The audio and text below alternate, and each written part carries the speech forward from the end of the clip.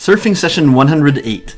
In this video, I had a 2-hour surfing session, and I will show you how I used my Apple Watch, which is the Series 7 Apple Watch, and an app called Surfline on my iPhone to track the waves I catch while surfing today. It'll track all the waves you caught using GPS, then sync to your iPhone to allow you to analyze performance using maps, as well as data on distance, speed, and time riding the wave. I first installed this free app called Surfline on my cell phone, and I also installed it on my Apple Watch. When I start surfing, I wear my Apple Watch on my wrist, open the Surfline app, and click the start button. That's it. This tells the Surfline to start tracking my GPS data, to track data on each wave I caught, including location, time, distance, and speed. Pressing start also engages the water lock icon on the Apple Watch, which tells the watch to lock itself and not to respond to any screen touches, because you'll be doing water sports. Then I just go out surfing, and the Apple Watch tracks all that data. The watch will continue to show time data, so I can tell when the time, what time it is while I'm surfing, but it will not respond to any accidental touches to the screen or the dial. At the end of the surfing session, I disabled the water lock feature by turning the dial a few times. This will make the phone buzz to remove any water in the speaker. I then open the Surfline app and tell it to stop recording the session. If I am near my cell phone, it will automatically sync the data with my iPhone. I can then open the Surfline app on my iPhone and look at the data for the surfing session. There are 2 views available for each session.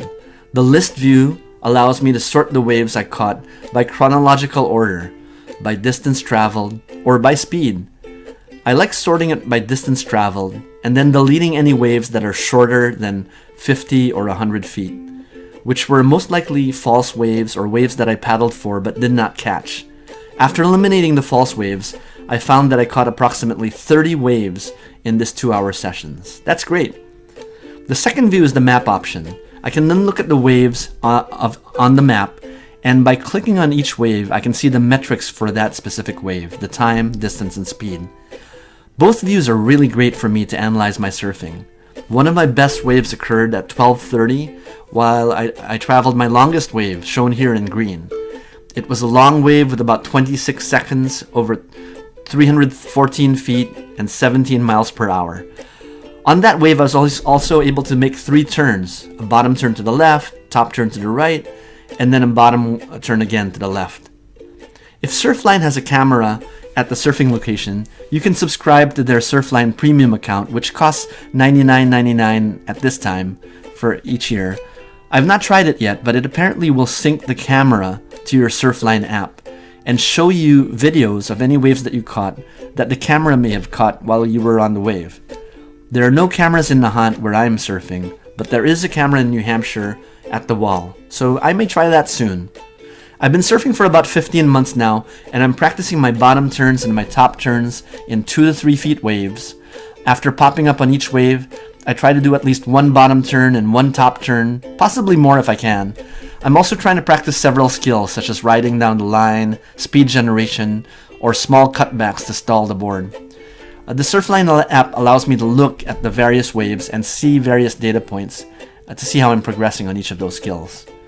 On this day, it was the first day of spring, March 20. It was a relatively warm day, so I ended up having a 2-hour session with my friends Jeff and Simon. The waves were nice and clean, 2 to 3 feet waves with a lot of time in between.